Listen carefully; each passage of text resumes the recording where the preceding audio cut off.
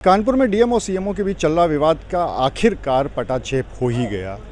दरअसल हुआ ये था कि पिछले लगातार 6 महीनों से डीएम के द्वारा स्वास्थ्य विभागों में लगातार छापेमारी की जा रही थी। वहाँ पे जाके निरीक्षण किया जा रहा था और उस दौरान बहुत सारी अनियमितताएं सामने देखने को मिली। इसकी वजह से बहुत सारे डॉक्टर्स ऐसे थे जिनका वेतन रोकने की भी संस्तुति कर दी गई थी और इसके साथ ही साथ विभिन्न तरह की कार्रवाई हो रही थी। इसी मामले को देखते हुए आखिरकार जब स्वास्थ्य सेवाएं नहीं सुधरी तो उसके बाद फिर डीएम की तरफ से कानपुर के सीएमओ डॉक्टर हरिदत्त नेमी को हटाने की संस्तुति शासन से कर दी गई। उसके बाद कुछ ऑडियो वायरल हो गए। वो कथित ऑडियो वायरल हुए जिसमें ये बताया जा रहा था कि जो आवाज़ है वो सीएमओ हरिदत्त नेमी की है और उसमें ना सिर्फ उन्होंने डीएम के खिलाफ आपत्तिजनक बातें कही थी बल्कि बहुत सारी लेन देन की बात भी सामने आई थी। इन ऑडियो के बाद जब एक बैठक में सीएमओ पहुंचे थे तो डीएम ने उनसे कहा था कि ये अगर ऑडियो आपके नहीं हैं तो फिर इसकी जांच कराइए और साथ ही साथ इसके खिलाफ एफआईआर भी लिखाइए जिस किसी ने ये किया है।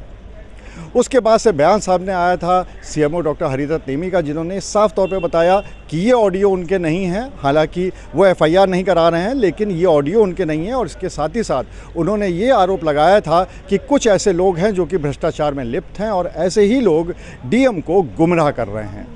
इसके बाद इस पूरे मामले ने बहुत ज़्यादा तूल पकड़ लिया और फिर सामने आई विधानसभा अध्यक्ष सतीश महाना की एक चिट्ठी जिसमें उन्होंने सीएमओ के पक्ष में डिप्टी सीएम को लिखा था और उसके बाद से इस पूरे मामले को राजनीतिक तूल मिलने लगा। और सिर्फ यही एक चिट्ठी नहीं बल्कि इसके बाद एमएलए सुरेंद्र मैथानी, एमएलसी अरुण पाठक, इनकी भी चिट्ठी आई सीएमओ के पक्ष में। जब ये तीनों चिट्ठियां चली रही थी तो एकदम से बीजेपी के विधायक दो फाड़ नज़र आए और विधायक अभिजीत सिंह सांगा और महेश त्रिवेदी, इन दोनों ने भी एक चिट्ठी लिखी, लेकिन वो लिखी सीएमओ के विपक्ष में।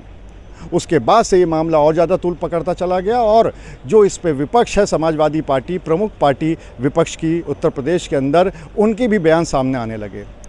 उनके राष्ट्रीय अध्यक्ष और पूर्व सीएम अखिलेश यादव ने सरकार पर निशाना साधा और जो स्थानीय विधायक हैं उन्होंने भी ये कहा कि जिस तरीके से ये चीज़ें चल रही हैं वो यहाँ पे स्तर की नहीं होकर शासन के स्तर की हैं। इसके बाद से लगातार ये माना जा रहा था कि इस मामले में बड़ी कार्रवाई होगी। ये पूरा मामला सीएम की टेबल तक पहुंच गया था और ऐसा इंतज़ार हो रहा था कि सीएम योगी इसमें एक कड़ा एक्शन ले सकते हैं और आज वही कड़ा एक्शन देखने को मिला।